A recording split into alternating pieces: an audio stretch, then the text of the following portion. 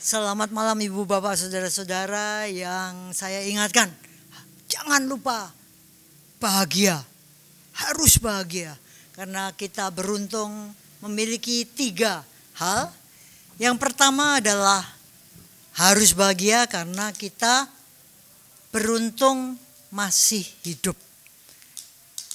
Masih hidup tadi? Belum tentu loh merasa beruntung. Dianggap biasa gitu ya. Keberuntungan. Yang kedua harus bahagia.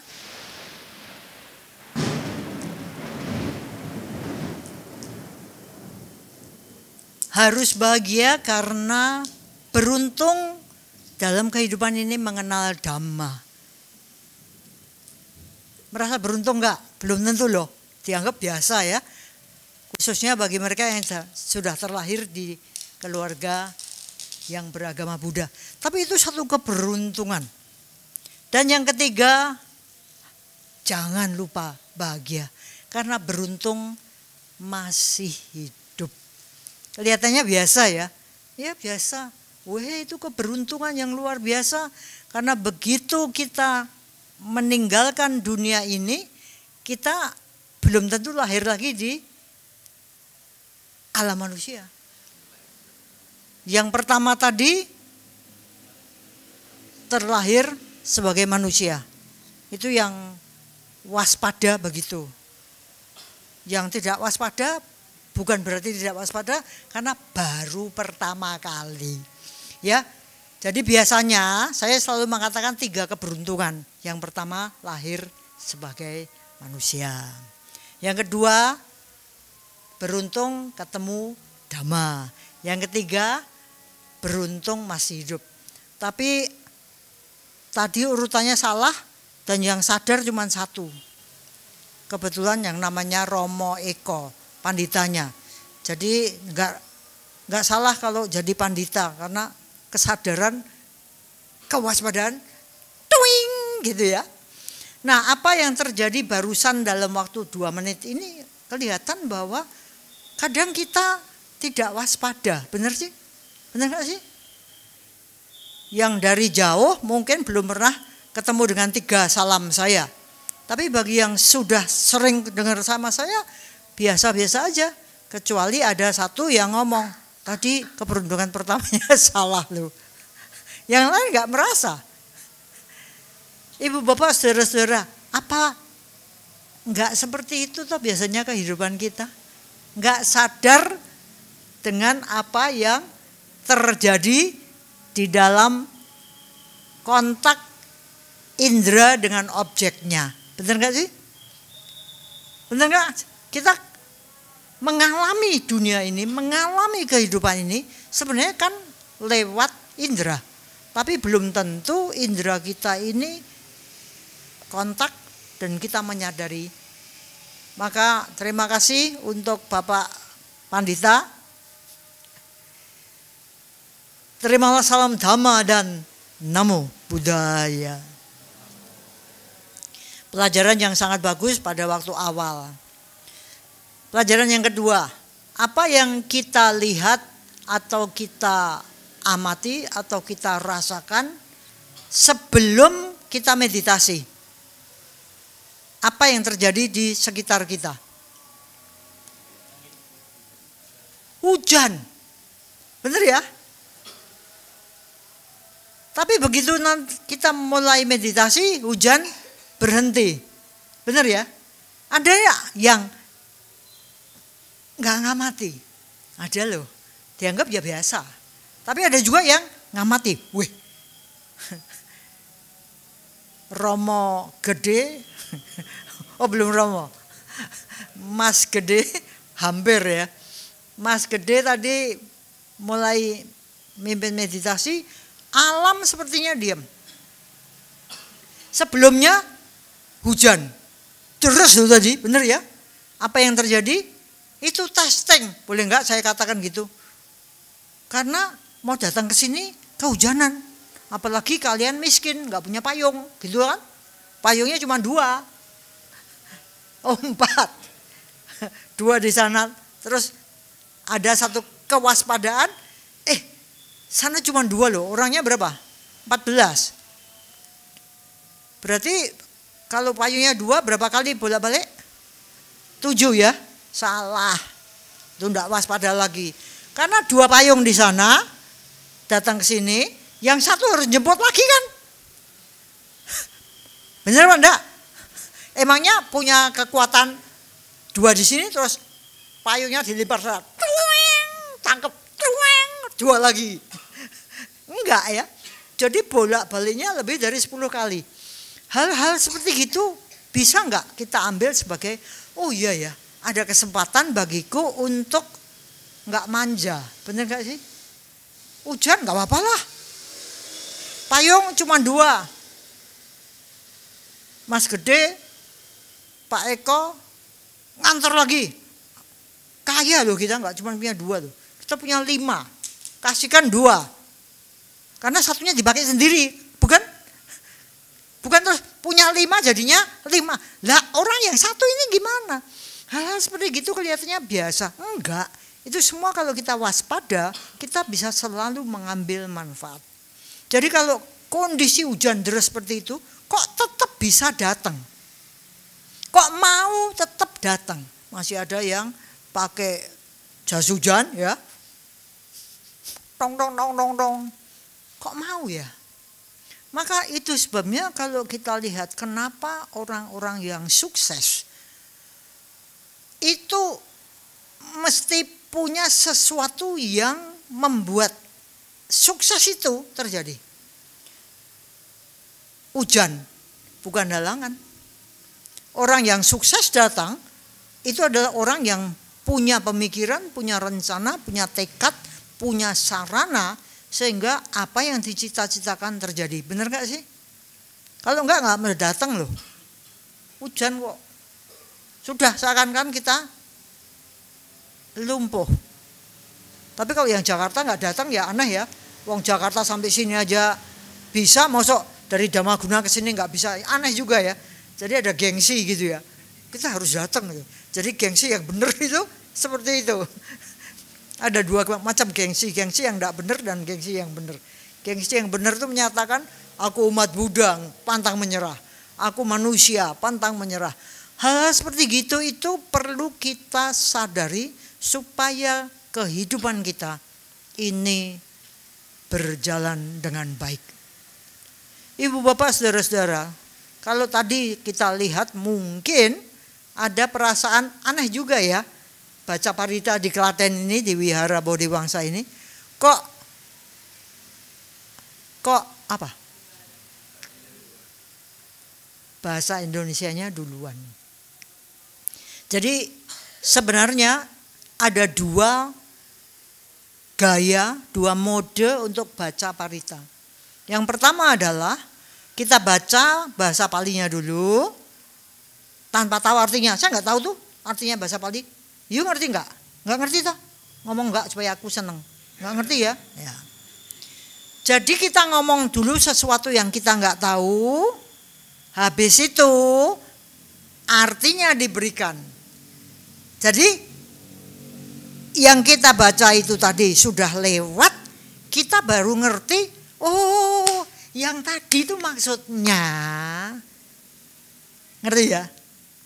Atau metode yang kedua adalah kita tahu dulu karena kita tidak paham bahasa Pali yang merupakan bahasa asing bagi kita. Betul ya? Jadi metode yang kedua mengatakan, ayo kita ngerti dulu artinya. Kita tuh mau ngomong loh, Nai. Halo, kita mau ngomong, oke? Oke. Artinya ini loh. Oh ya, oke. Nah ini bahasa asingnya kayak gini. Yuk kita baca sama-sama. Menurut saya, yang saya ini guru, belum lama jadi dosen, baru 51 tahun. Belum lama toh, baru setengah abad +1. Saya selalu menganggap bahwa Dhamma mengajarkan pada kita supaya sesuatu itu dilakukan dengan penuh kesadaran, dengan penuh pengetahuan. Kita ngerti apa yang kita lakukan. Dan kita melakukan itu melalui 3 pintu. Yaitu pikiran, kita ngerti, ucapan, pada waktu berucap itu kita juga ngerti, dan dengan fisik kita juga ngerti mau ke sini ini ngapain, sedang jalan ini, sedang jalan, kita tahu persis. Itu sebabnya di Klaten ini kita pakai metode yang kedua, yaitu kita tahu dulu artinya, habis itu baru kita ucapkan bahasa asingnya. Karena parita itu bukan satu mantra yang kalau hafal terus tiba-tiba toeng kita jadi sakti. Parita itu adalah ajaran yang diulang kembali. Kita pertahankan bahasa aslinya supaya kita agak bersentuhan dengan 2500 tahun lebih yang lalu. Tetapi jangan lupa kita harus tahu artinya sehingga pada waktu kita ngomong itu kita tahu persis artinya apa. Bisa ngerti ya? Jadi mungkin itu sesuatu yang baru. Hal yang mungkin baru lagi adalah kalau tadi kita baca Karania Metta Sutta, ajaran tentang bagaimana toh, kenapa toh kok kita ini perlu mengembangkan metta. Ibu bapak saudara-saudara, bisa nggak kita ambil kesimpulan bahwa dunia sekarang ini sebenarnya yang namanya cinta kasih, kasih sayang, mudita, kegembiraan yang penuh simpati, UPK, ketenang seimbangan, itu sebenarnya sudah jarang kita temui. Benar nggak sih? Metta jarang nggak kita temui? Mungkin kalau di kalangan orang-orang yang mengembangkan metta, ya metta itu memang kita temuin setiap kali. Tapi secara umum kita banyak enggak sih melihat kekerasan, kebencian, banyak enggak sih? Apalagi pakai ini ya, jebret gitu sudah isinya sumpah serapah, fitnah, segala macam. Bener enggak sih? Jarang loh kita jebret tuh, semoga kamu bahagia. Jarang loh. Biasanya jebret apa? Segala macam yang enggak ada gunanya, mau fitnah, mau gosip, mau hal-hal yang memecah belah, yang enggak ada kebenarannya, yang enggak ada tujuan luhurnya, jebret cepat sekali. Jadi yang namanya metta itu merupakan salah satu hal yang amat perlu kita kembangkan. Kenapa? Karena pikiran yang penuh metta itu ceritanya, kondisinya lain dengan pikiran yang penuh dengan permusuhan atau kebencian. Benar nggak sih? Di sini nih orang-orangnya cakep-cakep, cantik-cantik. Benar nggak? Ngomong oh iya gitu supaya senang. Ya, senang ya. Kenapa? Karena pikirannya indah. Pikirannya berhias dengan hal bajik. Masa mau pergi ke wihara penuh dengan semoga dia celaka. Kan ya enggak ya. Semoga kita bahagia. Semoga semua makhluk bahagia. Jadi dengan pikiran yang penuh metta, kelihatannya wajah itu lebih cantik, jelita, elok, rupawan. Benar enggak? Seperti saya gini loh. Kok kelihatannya menghina sekali sih? Maksud saya, kalau saya ini penuh dengan cinta kasih, wajah saya ya lumayan dapat 5,6 lulus. Kalau saya dipenuhi dengan kebencian, penuh dengan kemarahan, sudah jelek, lebih jelek lagi. Benar nggak sih? Jadi metta salah satu manfaatnya itu membuat wajah berseri indah. Benar nggak sih? Sudah saya nggak punya duit, kamu datang dengan jabrut, jengkel tambah jengkel. Tapi saya nggak punya duit, kamu datang dengan senyum-senyum, halo Cilan, apa kabar? Aduh, seneng loh ketemu Cilan. Saya ya agak toeng, gitu kan? Dibandingkan dengan saya datang untuk nagih Cilan. Waduh.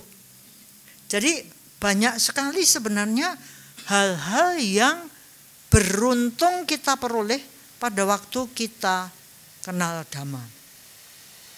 Ibu bapak saudara-saudara, saya kenal Dhamma belum lama. baru waktu umur 33 tahun lalu. Dari sejak dulu saya itu kenalnya cuman Parita biru ini. Bener ya? Mau diganti berulang kali tapi ya pakai biru terus gitu ya. Nah, tahun lalu apa tahun ini? Saya ketemu dengan The Book of Protection yang membahas, menerjemahkan dari bahasa Pali, khotbah perlindungan. Ini dikarang atau diterjemahkan ke dalam bahasa Inggris oleh Bhante Piyadasi Thera. Waktu saya baca buku ini, menarik sekali karena buku ini terdiri dari dua bahasa. Yang sini bahasa Pali, yang sini bahasa Inggris. Tugas saya dan Bu Wena adalah menerjemahkan dari bahasa Inggris ke bahasa Indonesia. Jadilah buku ini. Sudah punya? Ada yang belum punya? Ada yang belum punya yang boleh kasih. Bilang apa? Senyumnya mana? Nah, itu yang ngasih seneng gitu. Ada lagi? Siapa yang belum? Itu ada. Ada. Kasih. Dikasih itu artinya apa? Kasih itu sebenarnya meta. Jadi dikasih itu sebenarnya uluran meta. Menarik ya bahasa Indonesia ya. Nah, kitab perlindungan ini itu membuat saya berpikir hebat juga ya. Bhante Piyadasi ini ada lagi. Tolong dikasih. Sudah. Ya. Membuat beberapa bagian dari buku ini, salah satunya adalah bagian khotbah perlindungan. Ya, yang pertama ini introduction, jadi pengantar gitu. Kenapa kok buku ini dianggap bagus? Mau minta lagi untuk teman-teman boleh? Ada yang ingat sama teman mau ngasih? Nggak punya meta. Ya, khotbah ini menarik bagi saya karena namanya terjemahan ya. Terjemahan itu kan amat sangat bebas. Ngerti maksudnya? I love you. Bisa dikatakan saya cinta kamu. Gitu ya. Tapi saya juga bisa ngomong, aku sayang kamu loh. Bisa ya? Jadi terjemahan itu sesuatu yang sangat-sangat seninya tinggi menurut saya. Nah, saya ketemu di sini dengan khotbah tentang meta. Meta Karania Meta Sutta. Yang menarik adalah terjemahnya Bhante Piyadasi ini berbeda dari yang ada di sini. Maksudnya berbeda bukannya nyeleweng jauh sih enggak, tapi tidak persis sama. Ya. Saya merasa, wah, ini bagus loh. Karena bagi saya ini memperluas wawasan. Saya senang dengan Dhamma karena Dhamma itu namanya kebenaran ya. Itu benar-benar kita harus cari sendiri gitu kan. Nggak bisa diberikan begitu saja, tapi harus kita cari sendiri sampai kita menemukan itu menjadi milik kita sendiri sehingga kita mantap tap gitu. Nah, sesuatu yang sangat menarik karena tadi kita baca,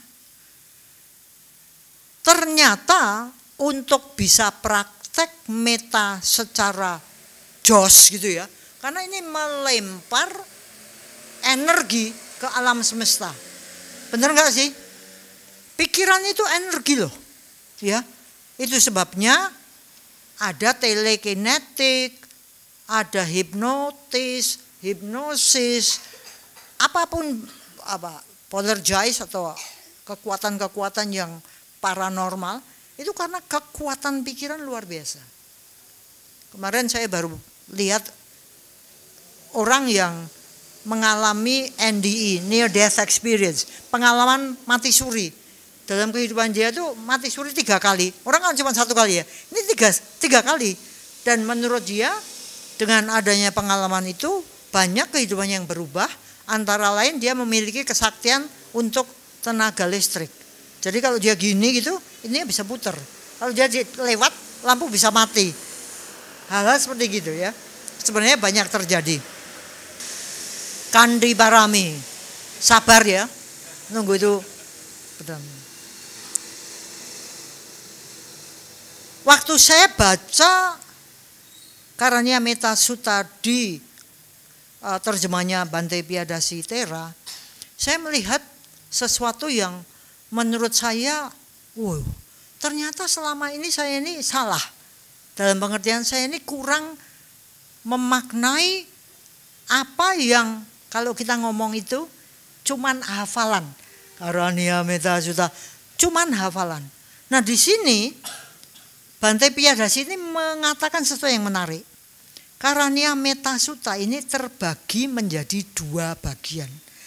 Bagian pertama menjelaskan detail tentang standar perilaku moral yang dibutuhkan oleh orang yang ingin mencapai pemurnian dan kedamaian. Saya nggak pernah ngerti itu, nggak ada di buku biru. Tapi waktu saya baca di sini, ya ini menarik. Karena ternyata untuk bisa kita benar-benar energi meta ini kontak dengan alam semesta, itu ada syaratnya. Kalau dihitung, saya senang angka 17 ya. Ada 17 hal yang bisa kita siapkan. Mau denger enggak? Mau. Gitu supaya saya semangat. Ya. Untuk bisa kita kontak dengan alam semesta sehingga alam semesta menerima pemikiran saya, energi pikiran saya tentang I love you ini. Aku sayang sama kamu. Sehingga gemanya kembali ke kita. Alam juga sayang sama kita. Benar gak sih? Kita melempar ke alam, ini alam juga mau mengembalikan pada kita. Itulah hukum karma. Apa yang kita tanam, itu pula yang kita tuai. Benar? Nah saya tertarik pada pemahaman tentang, ternyata ada 17 poin yang membuat kita ini bisa lebih jos dalam kontak dengan alam. Apa itu? Nah ini, saya berikan beberapa aja ya, karena di sini dikatakan sebenarnya ada 3 bait. 3 bait ini persiapan supaya kita bisa nembus energi alam ini, bisa hoping bisa bersama dengan kita. Saya ingin membuat kita sadar pada 2 alinea saja. Ini menyangkut 14 poin. Tapi coba kita tanya pada diri kita sendiri. Apakah saya punya 14 poin ini? Sehingga waktu saya ngomong semoga semua makhluk bahagia, termasuk saya, itu benar-benar diterima oleh alam. Sehingga dalam kehidupan kita, kita pun disayang oleh manusia, disayang oleh bukan manusia, disayang oleh para dewa, disayang oleh semua makhluk. Nomor 1,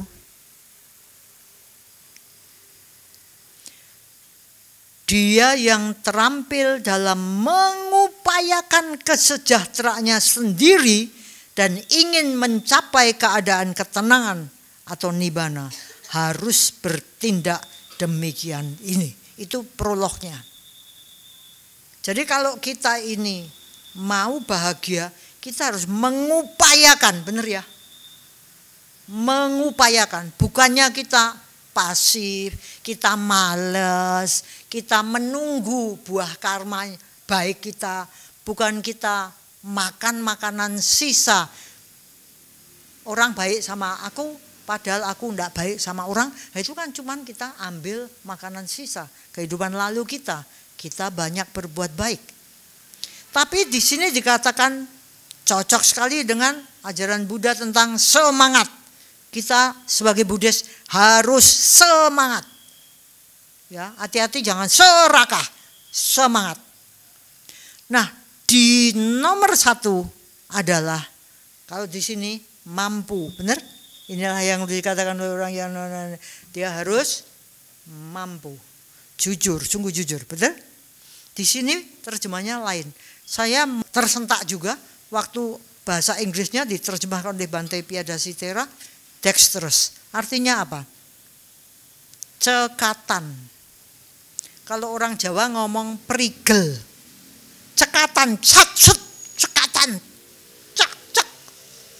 Bukan loh. Seperti kalian dari Jakarta mau datang, itu kalau enggak cekatan ketinggalan bis loh. Benar enggak? Kalau enggak cekatan terlambat loh. Kalau enggak cekatan kita enggak dapat loh, enggak dapat. Jadi untuk bisa sukses nomor 1 harus cekatan. Ini bagi saya luar biasa menohok. Karena sejak dulu sebelum saya ketemu Dhamma melalui Bante Panya, kaget mendengarkan Dhamma. Kayak gini nih ajaran Buddha. Kok saya belum pernah ya kenal. Pada waktu kita ini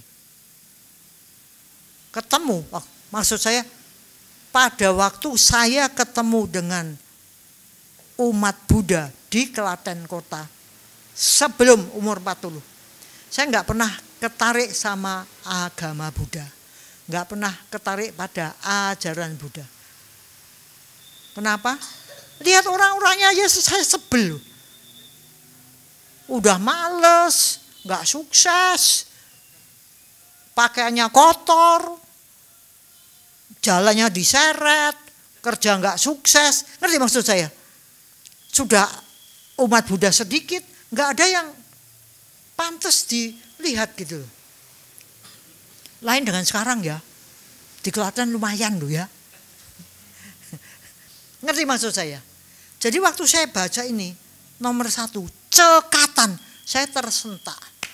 Sebenarnya kalau kita ngerti Dhamma, kita mau praktek Dhamma, nomor 1 cekatan, satset, cepet, tapi sampai tujuan. Sampai kita bikin kaos, cekatan, satset, sampai tujuan.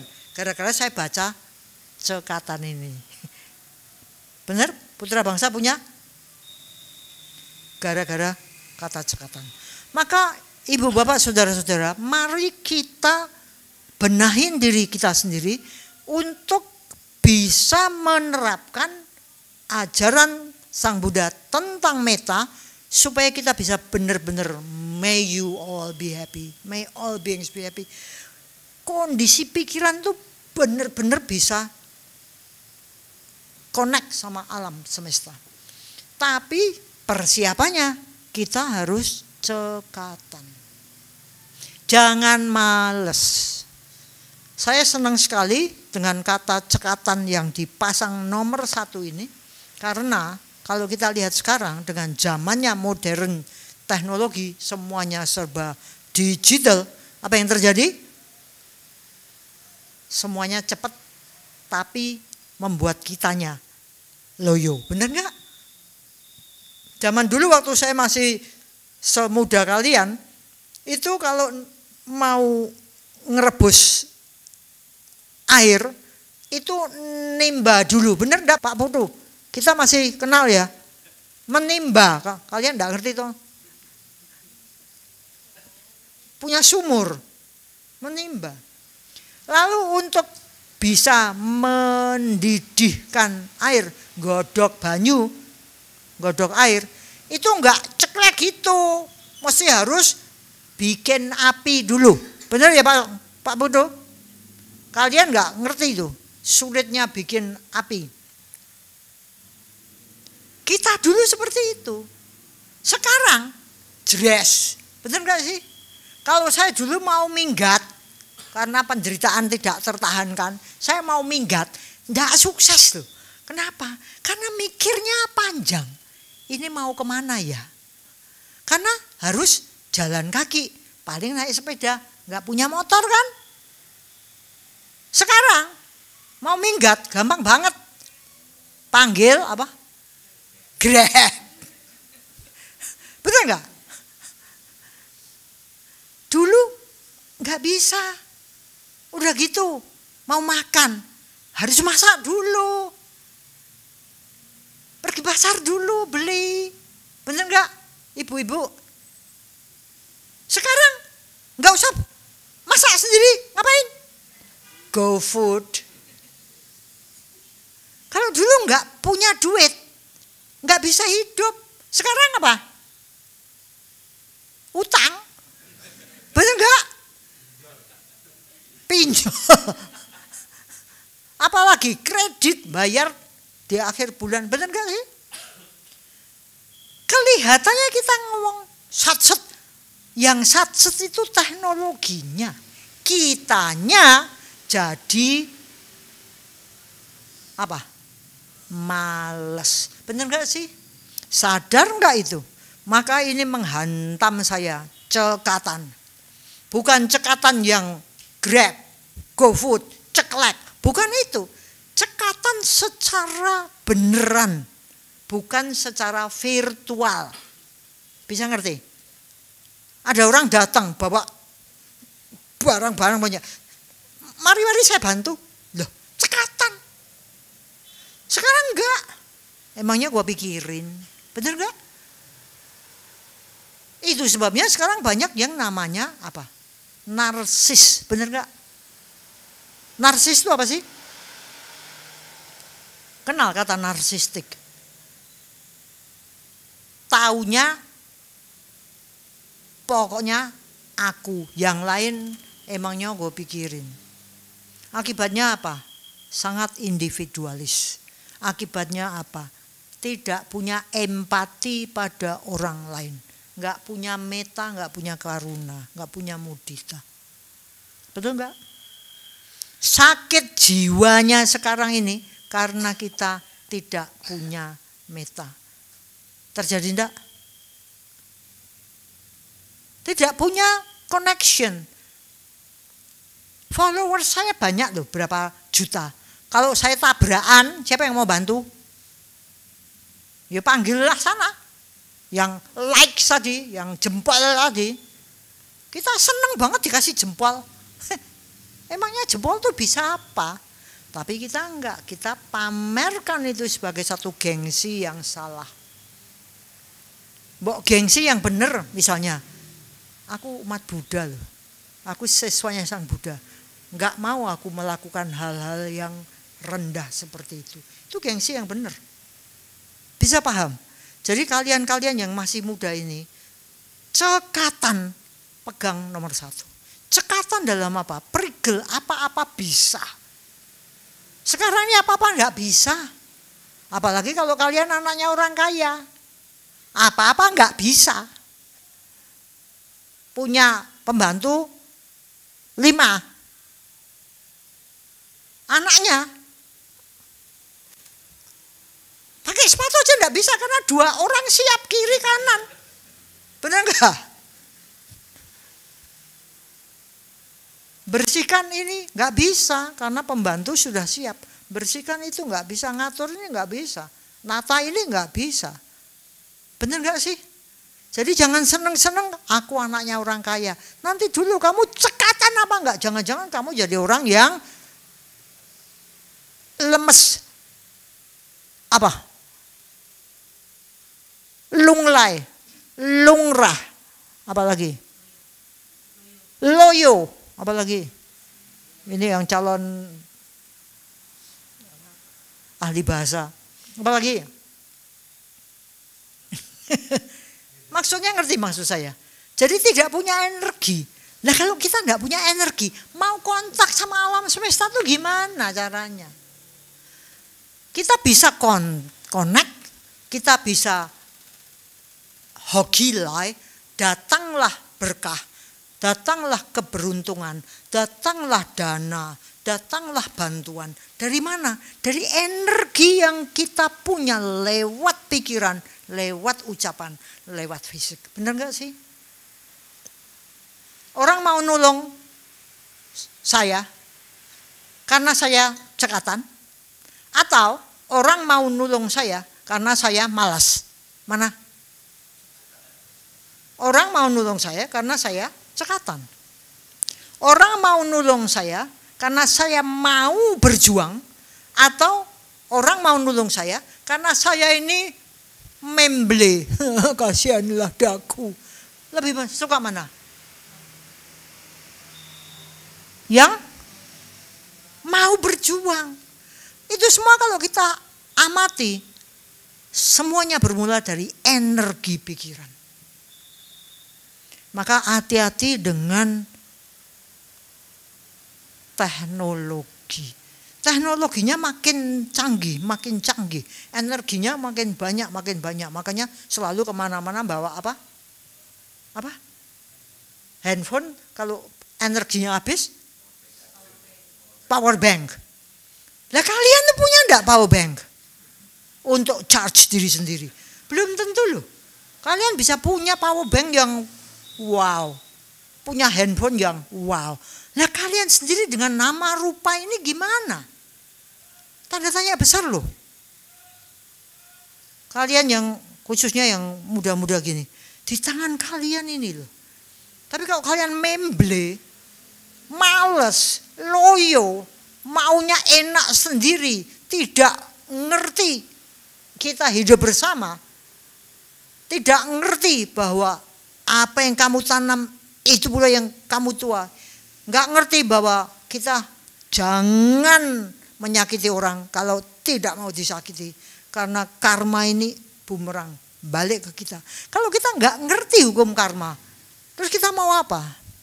Boleh canggih semua peralatan yang kita punya, boleh, tapi apa gunanya kalau kita sendiri nggak punya nama rupa yang energized, yang penuh energi? Ngapain? Jadi jangan bangga kalau saya anak orang kaya sehingga semuanya one click away. Hati-hati loh. Pergi naik sepeda, males, capek. Nah kalau kita nggak mau capek itu terus mau apa? Bisanya kita ini capek pasti karena kita berjuang, benar nggak sih? Orang yang nggak mau berjuang karena nggak mau capek, ya gini ya, nggak menghasilkan apa-apa. Akibatnya apa? Bersenang-senang dahulu, bersusah-susah kemudian. Padahal kalau kita kenal Dhamma itu syairnya jelas banget ya. Berakit-rakit ke hulu, berenang-renang ke tepian. Diajarin enggak bahasa Indonesia itu? Peribahasa. Ayo kowe. Bersenang-senang apa? Bersakit-sakit dahulu, bersenang-senang kemudian. Itulah Dhamma.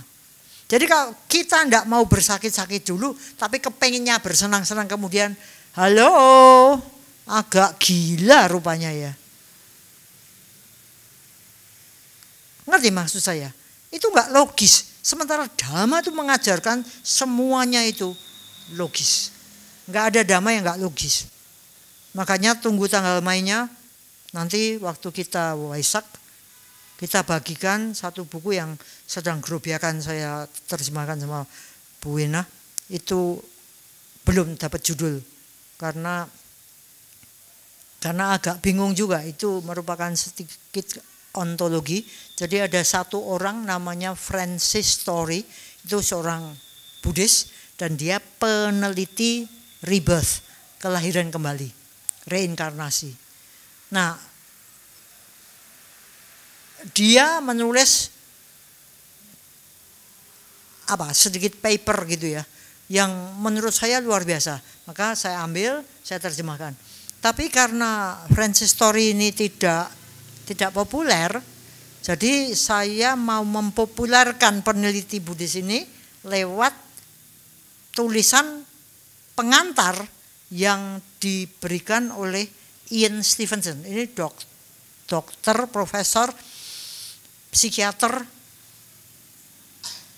ya pokoknya kepala dari jurusan psikiatri Universitas Virginia. Dia menulis tentang Francis Story saya ambil gitu. Jadi ada 50 tahun Francis Story meninggal, ada orang yang dari Harvard nulis tentang Francis Story, saya ambil. Makanya belum ketemu judulnya apa, tapi luar biasa bagus. Dan itu menunjukkan bahwa nggak salah loh kita kenal Dhamma. Ya, mari kita nomor satu bangkitkan dulu. Ayo cekatan, ayo berenergi, ayo kontak dengan alam. Setuju nggak sih? Sulit biarin, capek biarin, nggak apa-apa karena semua apapun yang ada di alam semesta ini punya harga. Kita mau sukses, ya kita bayar harga. Benar nggak sih? Kita mau punya ini, bayar harga. Handphone, kita mau yang canggih, bayar harga. Kalau mau yang sederhana, ya murah. Sama dengan kita beli kerikil atau beli diamond, permata, harganya lain. Maka kalau kita ini ngerti bahwa kehidupan begini berharga, mumpung kita terlahir sebagai manusia, mumpung kita kenal Dhamma, dan mumpung kita masih hidup, ayo berjuang. Anak muda nggak boleh gemuk, perutnya kayak gitu. Kelihatannya sepele, enggak. Kita sulit untuk bergerak cekatan kalau kita gemuk, benar nggak? Saya sulit bergerak cepatan karena dengkulnya udah ambiar. Tahun lalu saya masih pakai tongkat, tapi nggak tahu sembuh sendiri. Jadi kalau kita tubuh kita nggak terlalu gemuk, kita lebih cekatan, lebih memungkinkan. Benar nggak sih? Caranya gimana? Ya kalori in dengan kalori out, ya harus sepadan. Kalau kita banyak makan tapi nggak banyak gerak, otomatis menumpuk di sini. Bener ya? Bener ya? Semangat. Flat. Caranya gimana? Lari. Banyak olahraga. Nanti kalian akan merasa bagus. Bener nggak sih? Ya. Nomor 1 adalah cekatan. Terus nomor 2, nomor 3 itu sama dengan di sini. Meskipun urutannya sama. Saya terjemahkan jujur dan tulus, sungguh jujur dan tulus. Kebanyakan orang jujur tapi nggak tulus, atau tulus tapi nggak jujur. Mungkin enggak sih? Kamu ini tadi garap PR itu kamu garap sendiri atau AI? Ya, AI. Jujur loh. Tapi saya nggak tulus mengakui bahwa itu satu kesalahan. Bisa nggak? AI. Semua orang sekarang AI. Sampai dosennya bingung. Adik saya itu dosen writing di universitas di Jogja. Dia ngomong, aku nggak ngerti mau ngajar apa. Dia mau resign aja. Sudah nggak punya kegembiraan ngajar. Kenapa? Lah mau ngajarin apa? Oh sekarang anak-anak itu semuanya pakai aplikasi. Dimasukin kata-kata kunci yang garap AI. Yang garap aplikasinya itu sudah jadi. Ini nanti untuk apa? Covernya Adi, saya minta bikinin cover dong. Lah maunya apa? Enggak tahu. Masukin aja. Enggak usah 2 menit, jebret 4 pilihan. Piye? Ada buku yang ini terlindung. Ya. Saya menulis pengalaman saya ketemu Dhamma. Itu dalam buku yang saya sebut beruntung dan terlindung.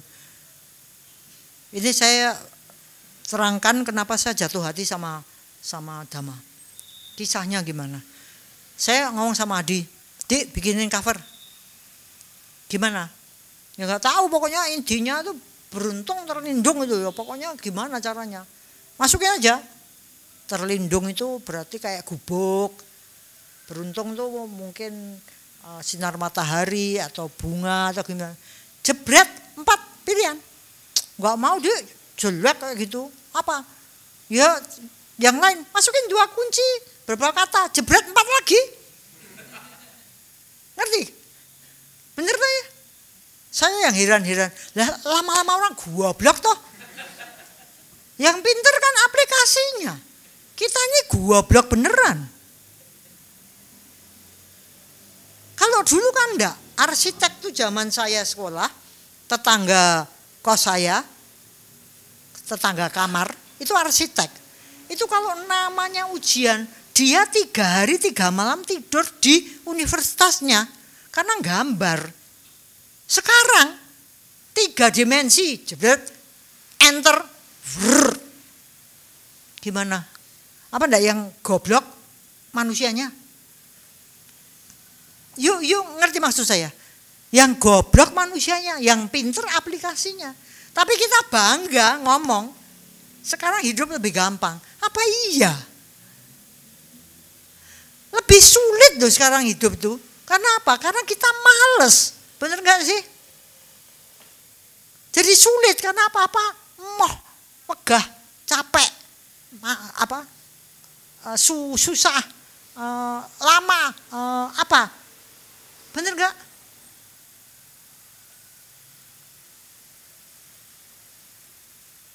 Ngerti maksud saya? Kita jadi makhluk yang sangat-sangat paralyzed. Lumpuh. Yang pinter itu aplikasinya. Kitanya goblok.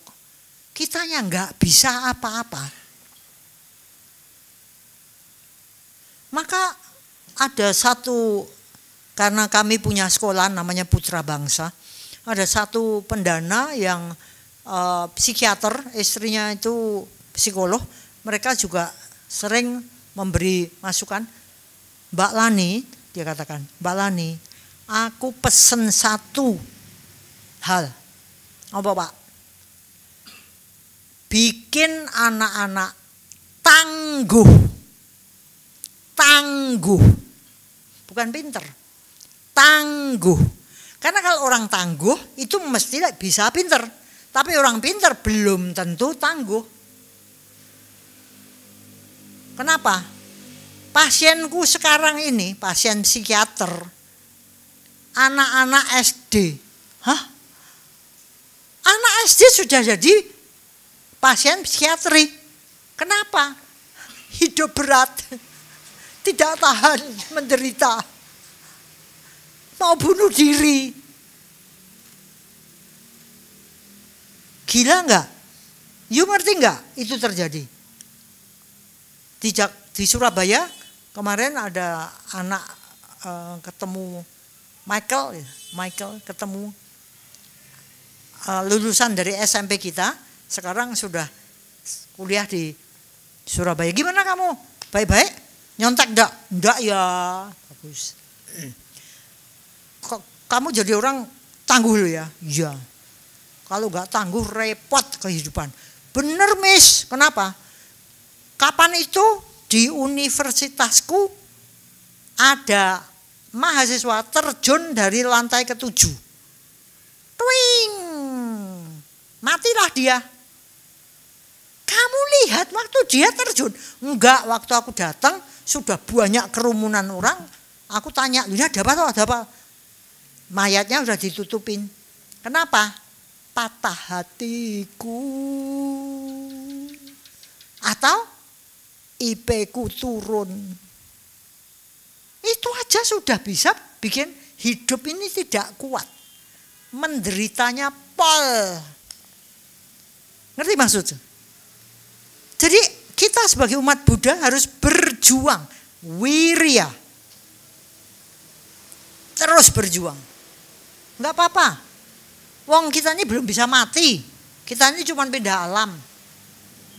Itu nanti buku yang terbit bulan ini ya. Dibagikan tanggal 31 ya. Berarti tanggal 20 harus sudah masuk. Makanya saya berapa minggu ini melototin jutaan kata untuk menyelesaikan. Itu mengenai bukti-bukti reinkarnasi. orang nggak bisa mau apa-apa lagi. Terpaksa sains menerima. Tapi bagi konsep-konsep yang menganggap hidup hanya sekali, ide itu dipotong, nggak boleh sampai ke kita.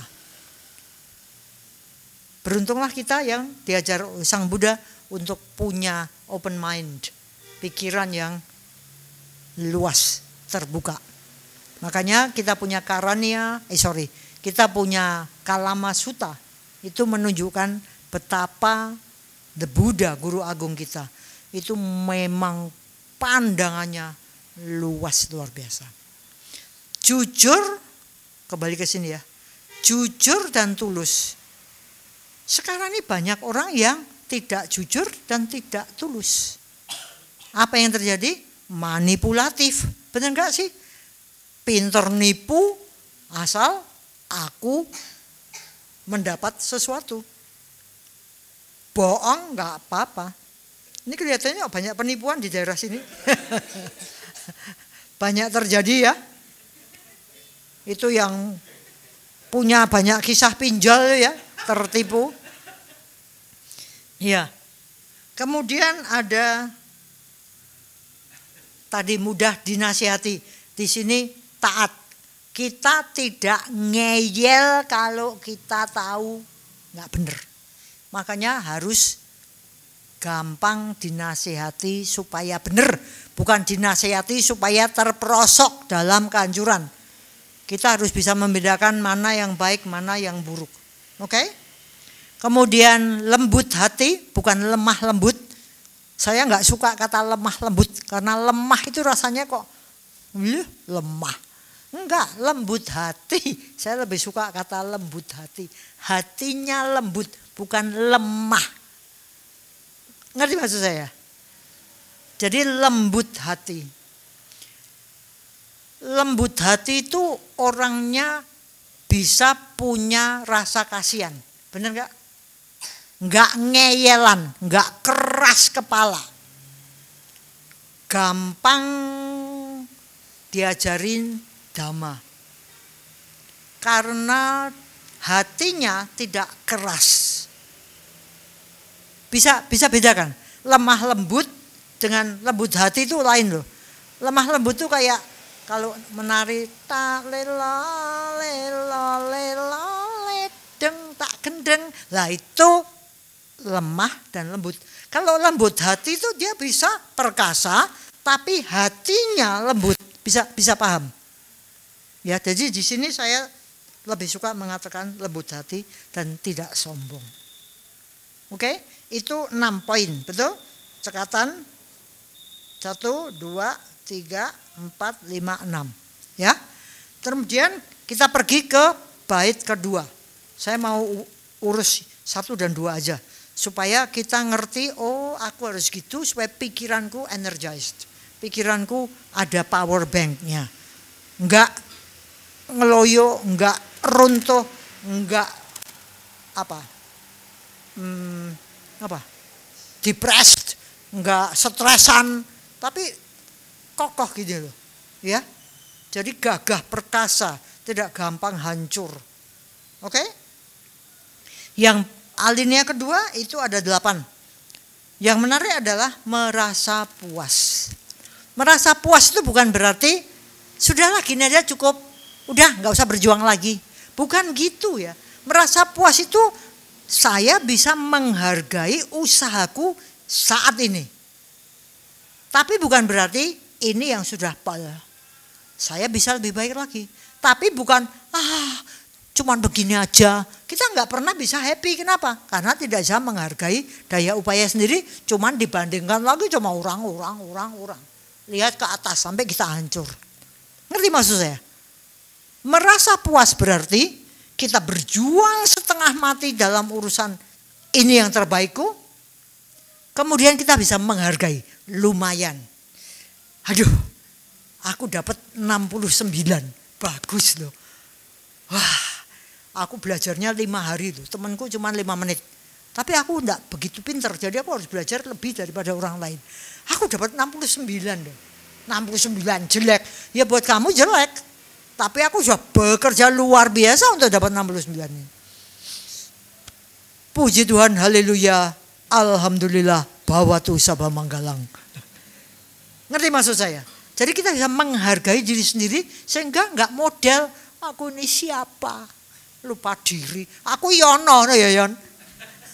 Ya, banyak orang aku tidak berharga. Aku ini tidak ada apa-apa. Aku masih belum jadi orang. Belum jadi orang, jadi dewa saya kalau ngomong gitu ya. Jadi merasa puas berarti bisa menghargai usaha kita karena sudah benar-benar berjuang. Harus diingat semua di alam ini anicca. Jadi hebatku sekarang bisa lebih hebat besok kalau aku berjuang lagi. Jangan mundur karena sudah bagus kok ini. Loh piteh. Akibatnya ngelokro. Nggak boleh, harus terus berjuang lebih baik dan lebih baik lagi karena itu dimungkinkan. Itu sebabnya Sang Buddha mengatakan, coba yang diulang ini sarjana dari jurusan agama Buddha. Biarlah hanya kulit, otot dan tulangku yang tersisa. Biarlah darah dan dagingku mengering. Wush. Kayak gitu loh guru agung kita. Jangan ya gini aja udah baik. Lah berjuang capek, biye. Jangan kayak gitu. Kita punya guru agung yang luar biasa kayak gitu. Jadi suri teladan. Merasa puas. Nggak gampang stres karena kita sudah berjuang. Bisa menghargai diri sendiri. Bisa pede karena kita berjuang. Oke? Merasa puas. Mudah ditopang, mudah dilayani, mudah dirawat. Nggak rewel. Ini berlaku untuk orang-orang yang misalnya saja butuh pertolongan, orang tua seperti saya misalnya aja mau dilayani sulit, mau dirawat rewel, gini salah gitu salah rewel gitu ya. Nah kita harus jadi orang yang mudah dirawat. Begitu juga waktu kita merawat orang kita lakukan yang terbaik.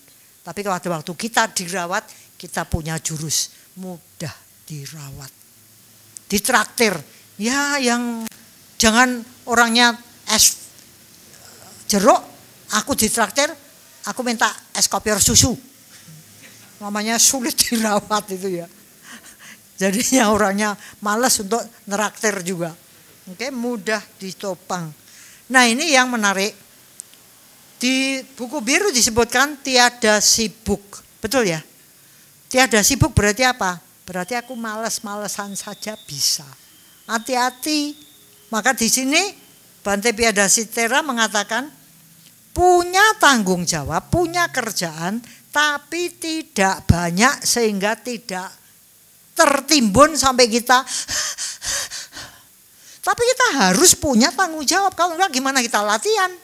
Tapi jangan sampai begitu banyak sampai ini enggak beres, itu enggak beres, itu enggak beres, enggak beres. Bahasa Jawa ada yang saya suka, sampai kita bengep itu. Apa namanya kalau bahasa Jawa? Ada situasi di mana kita tuh sudah kayak mau mati karena terlalu banyak.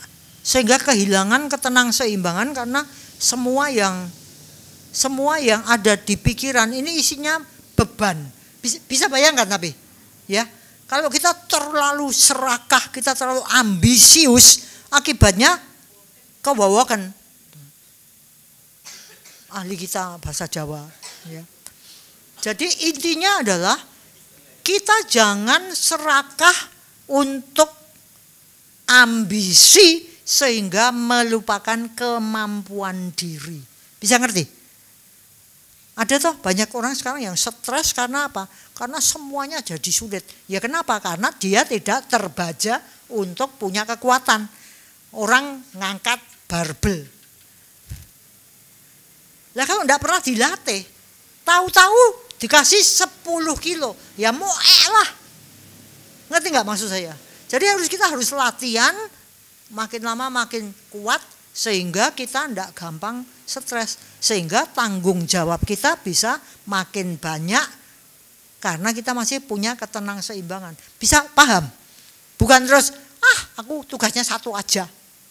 Jangan 2, jangan 3. Lu kamu kan punya kemampuan untuk nangani ini toh. Kamu kan pinter untuk ngatur ini.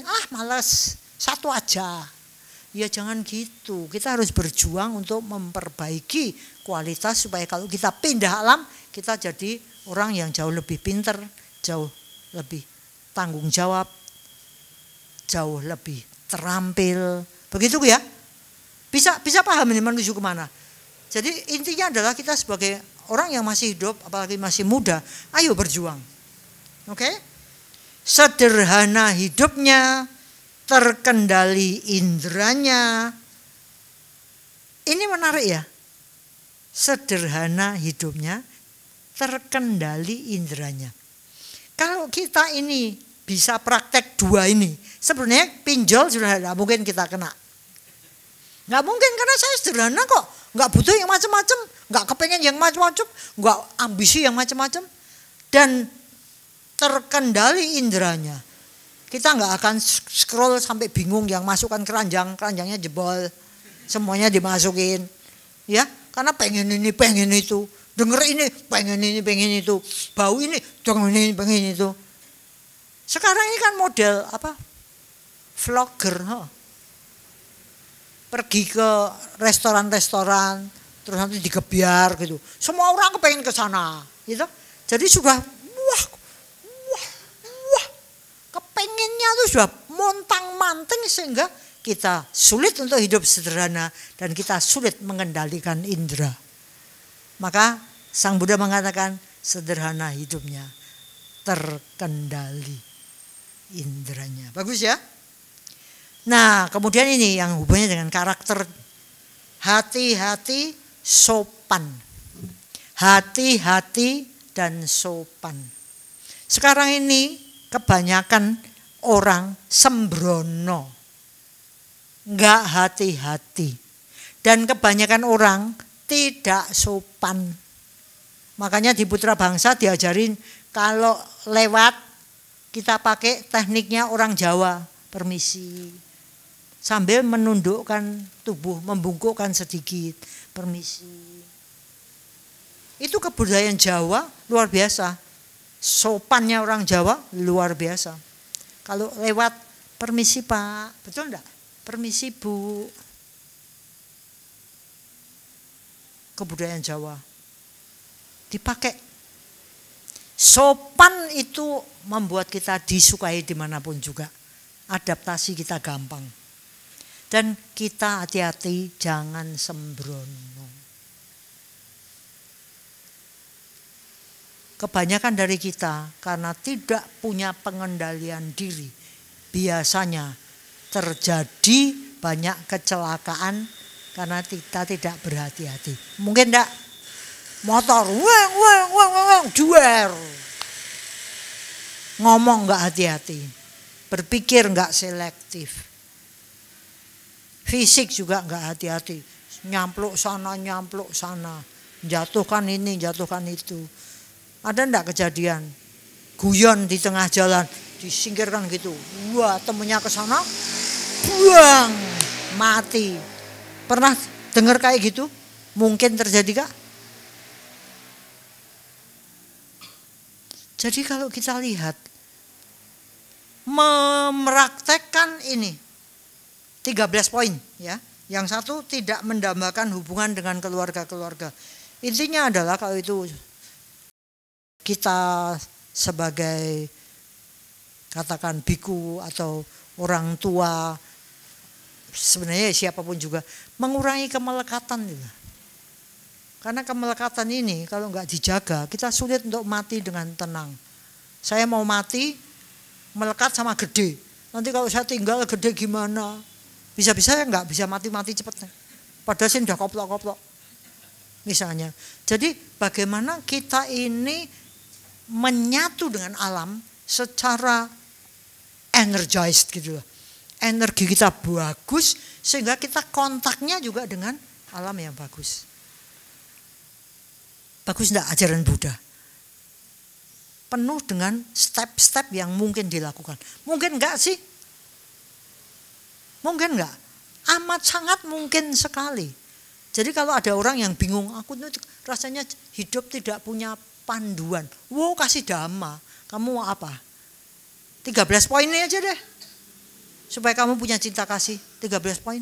Jadi waktu kamu melakukan 13 poin, 14 dengan yang mendambakan keluarga, 13 poin sebelumnya, kalau kita benar-benar melakukan itu, lalu kita mengatakan may all beings, semoga semua makhluk, termasuk aku, termasuk keluargaku, kerabatku, leluhurku, semua makhluk, semoga bahagia. Gereng itu, ngerti maksudnya? Ngomong sendiri, gereng sendiri.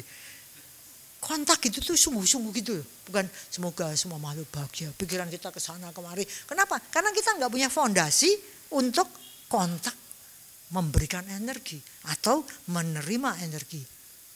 Saya selalu mengatakan kalau satu keberuntungan datang, biasanya saya katakan innalillahi wa inna ilaihi rajiun. Itu sebutan untuk kalau ada yang meninggal. Di sini kalau ngomong gitu. Apa maksudnya? Hoki datang kok malah ngomongnya kayak gitu. Lah, tanaman karma baik saya sudah berbuah. Ngerti maksudnya? Sudah saya petik, jadi saya harus cepat-cepat nanam lagi. Saya sudah kehilangan tanaman kebaikan karena sudah saya tuai. Maka saya harus tanam lagi. Ibu bapak saudara, ada orang yang bertanya pada saya, Cik Lan, kamu ini jadi orang kok kayaknya kepengen apa aja kok kelakon ya. Kok ada aja orang yang nulungin gitu. Kok bantuan itu kok kayaknya kok datang. Kalau ada masalah kok kayaknya kok ada jalan. Apa rahasianya? Kalau dulu saya ngomongnya, ya ini dari Tuhan lah, dari dewa lah, dari Gusti lah segala macam. Tapi kalau sekarang saya ngomong, teori tentang itu dari luar ke dalam. Itu sebenarnya step kedua, langkah kedua. Langkah pertamanya sebenarnya dari in out. Saya sendiri harus baik duluan. Baru alam ini baik sama saya. Benar gak sih? Tidak mungkin alam ini baik sama saya tanpa saya itu melakukan perbuatan baik duluan. Ngerti maksud saya? Gak mungkin you itu tahu-tahu toeng sukses tanpa ada usaha untuk ke arah sana. Karena bantuan itu datang ketarik oleh energi yang kita berikan. Semoga semua makhluk bahagia. Nah, nanti saya jadi bahagia. Jadi semoga kedatangan ke Klaten ini membuahkan satu tekad dan semangat untuk berubah menjadi lebih baik. Setuju? Wah, awas kalau kamu nggak melakukan. Jangan cuma gini doang. Buktikan ya. Ehipasiko. Apapun juga semuanya kembali ke kita. Jadi nggak rugi kita berjuang. Nggak rugi kita berbuat baik. Nggak rugi kita capek. Karena apa yang kita tanam, apa yang kita lakukan tidak bisa lain. Pasti ada buah yang kembali ke kita. Maka kurangi karma buruk. Kenapa? Karena kita nggak bisa lepas dari karma buruk. Ya. Tapi ya kurangi karma buruk. Kita belum arahat ya, masih penjahat. Ahadnya udah dapat, tapi sini masih penj, belum kan ar. Jadi kurangi perbuatan baik. Oh, saya kira sudah ngantuk semua. Jadi gimana? Kurangi perbuatan buruk. Terus banyak-banyaklah berbuat buruk. Oh, baik. Berarti belum ngantuk semua ya. Masih waspada, masih toeng, masih energized. Semoga semua makhluk termasuk kita semua bahagia dan semoga kita terus berjuang.